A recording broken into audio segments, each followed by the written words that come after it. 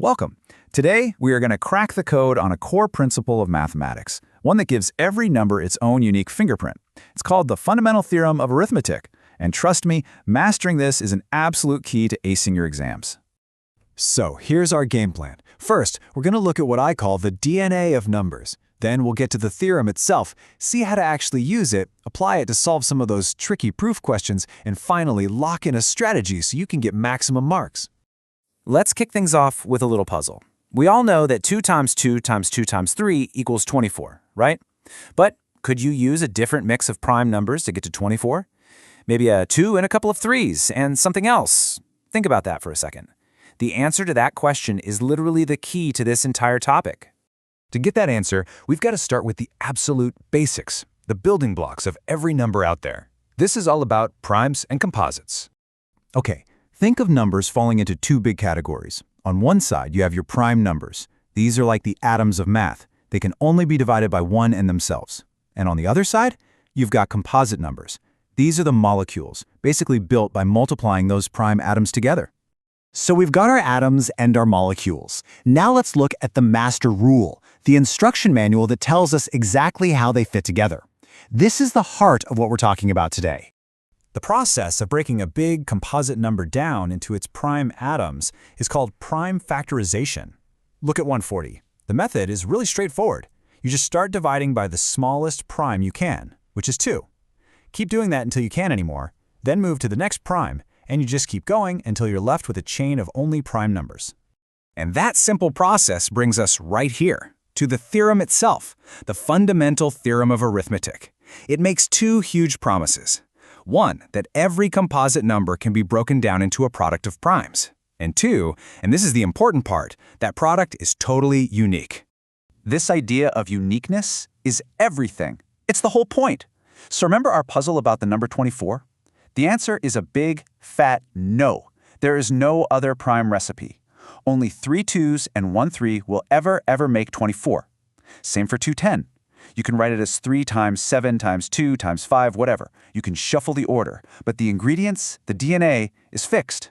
It's the number's unique fingerprint. Okay, so this is all great in theory, but how do we use it? Well, let's turn this powerful theorem into a tool to solve one of the most common exam questions you'll ever face, finding the HCF and LCM. You just need to lock in two super simple rules here. For the HCF, you're looking for the smallest power of only the common factors. For the LCM, you want the greatest power of every factor involved. Let's see how that works. Let's find the HCF and LCM of 72 and 108. Step 1, always, is to get their prime factorizations and write them out using powers. In an exam, you want it to look just like this, nice and clear. 72 is 2 cubed times 3 squared, and 108 is 2 squared times 3 cubed. Okay, for the HCF, we only care about the prime factors they share. In this case, that's both 2 and 3. Now, we just have to pick the smallest power for each of them. So between 2 cubed and 2 squared, we take 2 squared. Between 3 squared and 3 cubed, we take 3 squared. Multiply those babies together, and boom, your HCF is 36. Now for the LCM, this time we still look at all the primes involved, still just 2 and 3, but we take the greatest power for each one. So we grab 2 cubed from the 72 and 3 cubed from the 108. Multiply those, and our LCM is 216. See the difference? HCF is smallest of the common, LCM is greatest of all. All right, now that we're pros at HCF and LCM, let's level up. We're going to use that core idea of unique factorization to tackle those proof questions that look way scarier than they actually are. This is a classic exam question. Can 6 to the power of n ever end with a 0? Well, think about it. For any number to end in a 0, what does it need in its prime DNA? It absolutely must have both a 2 and a 5. But what are the prime factors of 6? Just 2 and 3. No matter what power you raise it to, a 5 is never going to magically appear in its DNA. So nope, 6 to the power of n can never end in 0. Simple as that. When you see an explain why question like this, please do not waste your time multiplying it all out. That's the long way. The trick is to spot a common factor. Look, we have a 13 in both parts, so we can just factor that out. That leaves us with 13 times whatever's in the bracket, which is 78. Since this number obviously has factors of 13 and 78, it's not prime. We've just proven it's composite. Easy peasy. Here's a quick little brain teaser based on patterns. What's the very last digit of 6 to the power of 100? Well, let's see. 6 to the power of 1 is 6. 6 squared is 36. 6 cubed is 216. See the pattern? The last digit is always a 6. So the answer is 6. Sometimes it's just about spotting the pattern. So, we've nailed the concepts, we've solved the problems. Let's wrap up with the final piece of the puzzle. How to present your work perfectly in the exam so you get every single mark you've earned. Here's one more neat trick where prime factors are king.